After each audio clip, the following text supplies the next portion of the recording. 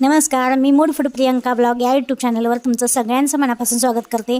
तर तुमच्या सगळ्यांचे मनापासून आभारही मानते, कारण की तुम्ही माझ्या चॅनलला छान असा सपोर्ट करत आहात, प्रतिसाद पण छान देत आहात।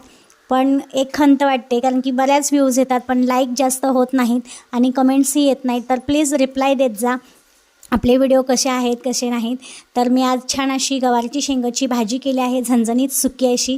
तर चला तर मग आपण रेसिपी पण बघूया। तर गवारची शेंग मी मोडून घेतली, छान अशी डागपर्यंत भाजून घेतली।